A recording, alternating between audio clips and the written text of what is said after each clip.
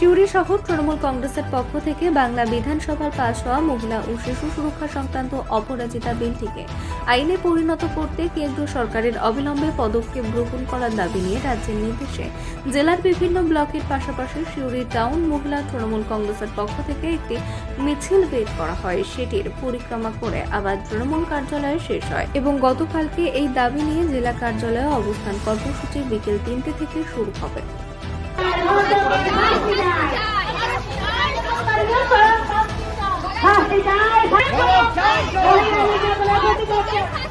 মহিলাদের আজকে আমাদের রাজ্য স্তরের প্রোগ্রাম মহিলা তৃণমূল কংগ্রেসের পক্ষ থেকে আমাদের মাননীয় মুখ্যমন্ত্রী এবং বাংলার জননেত্রী মমতা ব্যানার্জির নির্দেশে এবং আমাদের রাজ্যের মহিলা সভাপতি তৃণমূল কংগ্রেসের মহিলার চন্দ্রিমা ভট্টাচার্যের নির্দেশে আজকে সারা রাজ্যে মহিলাদের অপরাজিতা যে বিলটা আমাদের বিধানসভায় পাস হয়েছে সেই বিলটা কার্যকরী করার জন্য কেন্দ্রীয় সরকারের কাছে সেটা তাদেরকে জানানো হয়েছে, কিন্তু এখন পর্যন্ত সেই বিল কোনো রকম গুরুত্ব দেয়নি।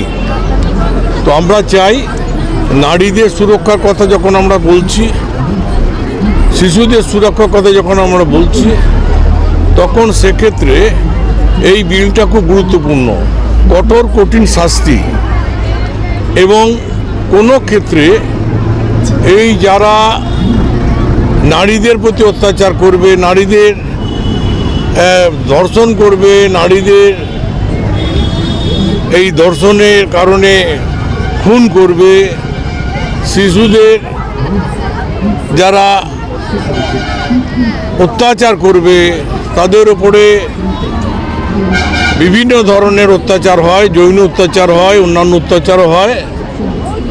কিন্তু আমরা একটা জিনিস দেখেছি, এটা কিন্তু দীর্ঘদিন ধরে তাদের কোনো শাস্তি হয় না। তো নতুন সেই আইন রাজ্য সরকারের পক্ষ থেকে আমরা বিধানসভায় সেই আইন বলবৎ হয়েছে। এটা কিন্তু কার্যকারী করবে কেন্দ্রীয় সরকার এবং সেটা কেন্দ্রীয় সরকারের দায়িত্ব, কর্তব্য। যদি কোনো কারণে কার্যকরী না হয় আগামী দিনে এর থেকে বড় কোনো এই তো আমাদের আজকে যেমন আমাদের মহিলারা সব আজকে রাস্তায় নেমেছে, মিছিল করবে। দেখছেন তো হাজার হাজার মহিলা সবাই সমাবেশ হয়েছে, ব্লক স্তরেও হচ্ছে, সেখানেও ব্লক স্তরেও এরকম মহিলাদের সেখানে মিছিল হচ্ছে। সুতরাং কালকে হচ্ছে ধর্না আছে, কালকে এখানে ধর্না হবে, দেখবেন সব মহিলারা, আমার বোনেরা সব হাজির হয়ে যাবে মহিলা বাহিনী। সুতরাং আমরা চাই অপরাজিত আইন কার্যকারী হোক এবং অনতি বিলম্বে কার্যকারী হোক।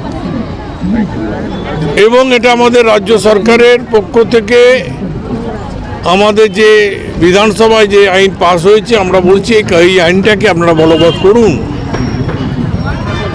এবং তার জন্যই কিন্তু ওদেরকে একটা ঘুমানোর জায়গা, তো ওটা ঘুমিয়ে গেছে।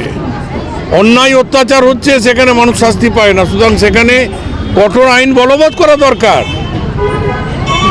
সংবিধানের পরিবর্তনের দরকার কিছু কিছু ক্ষেত্রে।